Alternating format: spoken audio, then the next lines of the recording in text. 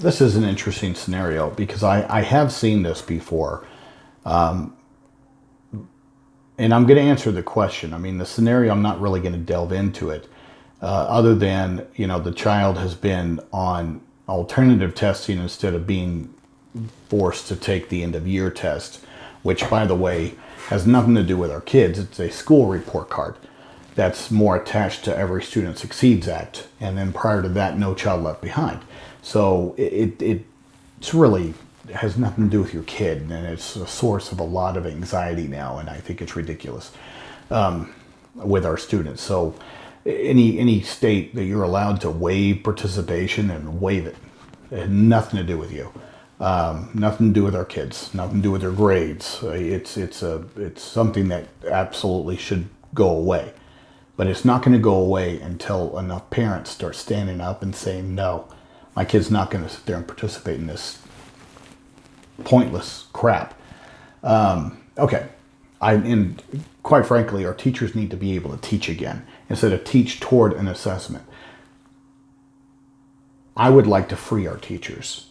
I would like to see them be excited about teaching, and our kids will be excited about going. This high stakes testing that we've inserted, that's been around since the George W. Bush administration, and then, just reconfigured with a little salt, a little pepper during the Obama administration. They changed the name. It's still the same government morass,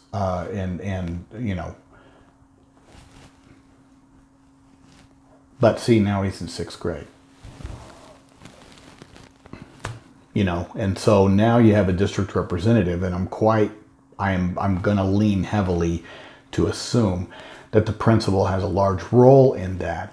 The other thing you need to take into consideration that parents don't understand is that when the feds hand out for high stakes testing these rules, they're allowed, and depending on the state that you're in, depending on the ESSA plan that they submitted, they're allowed a certain percentage, unless you're in a state that, well, I believe all states still have their percentage, but their percentages changed depending on when they submitted their plan and what those composed. But they're allowed a percentage of slots for alternative testing. They're limited. All right, so they don't hand those out to everybody because they're limited to the number of alternative assessments. Now, what schools will try to do is they'll try to railroad kids into subgroup clusters at 1 or 2 failing schools. All right, so what are your subgroups? Your subgroups are those tracked by the federal government that have been part of a historical abuses or discrimination or mistreatment or whatever.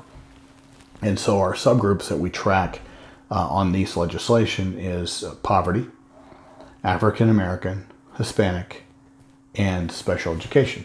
So that's where I'm saying that outside of those alternative testing tickets that they get, like Willy Wonka, the golden ticket, then if you run out of those, or let's say he moves into a school to where they've already maxed out, and because of the ESSA plan, they've reduced the number of available slots, and that might be the law that they're referring to. I really don't know, and I don't know what state you live in to be able to speak to that. Because, the other option is that it's just a bunch of crap that this person made up, which that's a fair 50% of what I deal with is just a confident ignoramus spouting off excuses and then having it sound official because they wear the badge of government. And then people go, oh, yeah, they must know, no. I tell you what, it just constantly amazes me how little intelligence it takes for this world to run. I am constantly shocked by how stupid people are in positions of authority and decision making, and they tend to hide their stupidity through the confidence of their statements, backed up by the fact that they work for government. So I would always ask follow-up questions, and then if they're lying to you, then what you end up finding out is that they'll ratchet up their tone and they'll ratchet up their threats, and that's how you know that somebody's feeding you a line of crap. All right, because people that are honest will show you. People that are honest in what they're saying are going to be open for other considerations, including the fact that they may be wrong. People who are idiots, that are confident in their ignorance, that don't know what they're talking about, will always double down and use the threat and force of government against you if it looks like you're going to expose how stupid they are. All right, that's how you can gauge. So in your situation, the SPED teacher and the parents believe that everything was fine and that he should maintain the status in the alternative testing, and they want to take him off. The parent objected. The teachers provided their piece, but then was overruled by the LEA, or the special education representative from the board. And I imagine, like I said, the principal is involved somewhere, because it's going to be the school score that impacts the principal. And then it's going to be all of the school score that then impacts the Board of Education.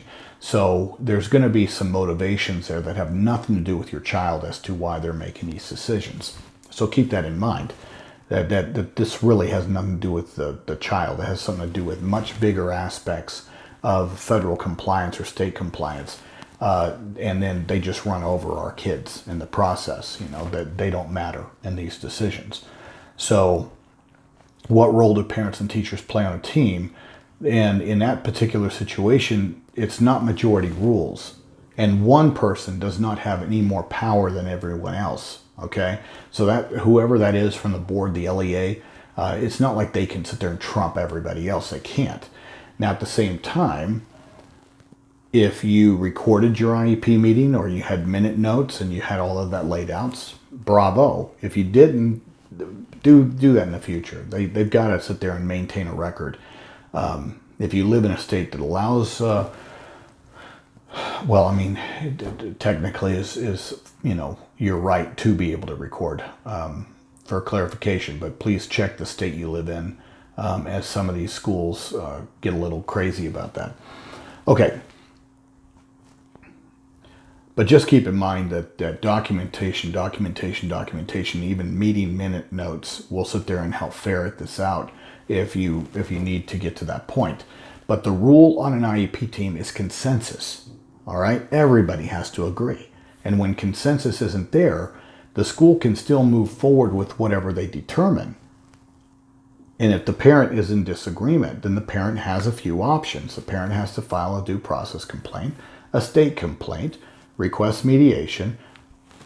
If you live in a state that has a facilitated IEP process, get a facilitator, or go back to another IEP meeting to try to reach consensus and work through this disagreement. And that is the options. But if the parent is just ignoring and just thinking, well, the school just bulldogged me, now they can't bulldog you. Now, life has to move on, and please remember that.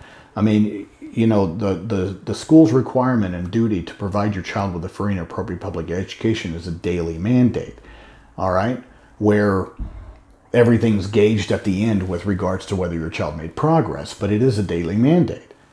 At the same time, if you end up having an IEP meeting and you don't agree, well, we just cannot stop the process of serving the child. So something's got to be in place. That's why we have prior written notice. Prior written notice is provided to explain why they accepted or made these changes, or why they did not agree with you and why they made these other changes. That's what prior written notice is for. But the program has to keep moving forward, even if you disagree. But if you disagree, and if it's something serious, then you can always ask for stay put, or you can put in a marker in there to sit there and try to stop it, to where your IEP program charts back to the last agreed upon IEP. I'm feeding you guys a lot of heavy stuff right now. But the process has to move forward even if consensus on the IEP team is not reached. But if consensus is not reached, the school still has to provide services for your child, even if they're services that you don't agree with. And your response to that, in order to reach consensus, is to challenge those decisions through due process, a state complaint, mediation, a facilitated IEP meeting, or going back to the IEP team. Okay.